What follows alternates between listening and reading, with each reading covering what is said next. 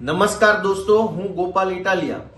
અમરેલીમાં એક નિર્દોષ માસૂમ ગરીબ દીકરીને સરા જાહેરમાં બેઇજ્જત બદનામ કરવાનું જે કાવતરું કર્યું છે એ બાબતે મારું એટલું જણાવવાનું છે કે આ દીકરીને નીચેની તાલુકા અદાલત કે સેશન્સ કોર્ટ કે હાઈકોર્ટ કે સુપ્રીમ કોર્ટ સુધી જે કંઈ પણ કાયદાકીય મદદની જરૂર છે, જામીન કરાવવા માટેથી લઈ જે કંઈ જામીનની પ્રોસેસ પૂરી કરવા માટે, તો મેં એવું નક્કી કર્યું છે કે એક વકીલ તરીકે નિસ્વાર્થ ભાવે નિઃશુલ્ક રીતે હું આ દીકરીને મદદ કરવા માંગુ છું.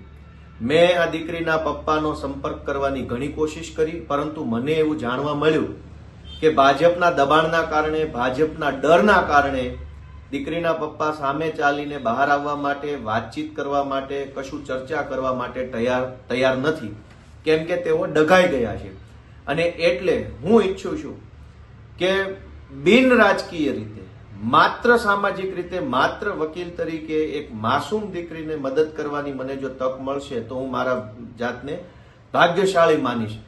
આ કેસમાં વકીલ તરીકે નિઃશુલ્ક રીતે હું સહયોગ કરવા માટે તૈયાર છું. મારી આ વાત દીકરીના પરિવાર સુધી કે જે કોઈ પણ કરતા ધરતા છે તેમના સુધી પહોંચાડજો. મેં મારી રીતે ખૂબ કોશિશ કરી, પણ હું એમના સુધી પહોંચી શક્યો નથી.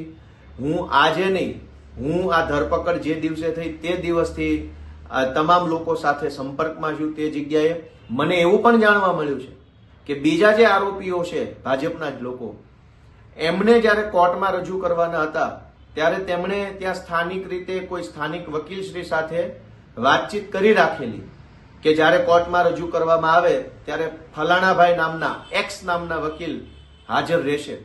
મને એ પણ જાણવા મળ્યું કે જ્યારે એ પુરુષ આરોપીઓને કોર્ટમાં રજૂ કરવામાં આવ્યા ત્યારે એક્સ નામના વકીલ સાહેબ જે હતા તેઓ ભાજપના દબાણમાં આવી કે ભાજપનું જે કાંઈ એમને સાથે ગોઠવણ હોય એના કારણે તેઓ આરોપી તરફે રજૂ થવાના બદલે તેઓ ભાજપના જે ફરિયાદી છે એમના તરફે રજૂ થયા હતા. આ વાત પણ સ્થાનિક લેવલેથી મને જાણવા મળેલ છે.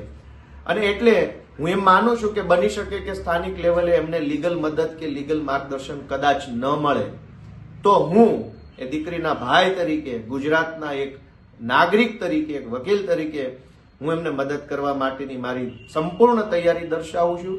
મારી વાત વહેલી તકે એમના સુધી પહોંચાડો, અને જે કોઈ પણ દીકરીના સગાવાલા, વડીલ કે આગેવાન હોય, નિર્ણય લેવા વાળા, એ મારો કોન્ટેક્ટ કરે અથવા અમારી ટીમનો સંપર્ક કરે તો હું તદ્દન બિન રાજકીય રીતે, રાજકારણનો એક પણ શબ્દ બોલ્યા વગર, કોઈ પણ ટીકા ટિપ્પણી વગર, માત્ર એક વકીલ તરીકે ફરજ બજાવવા માટે હું તૈયાર છું.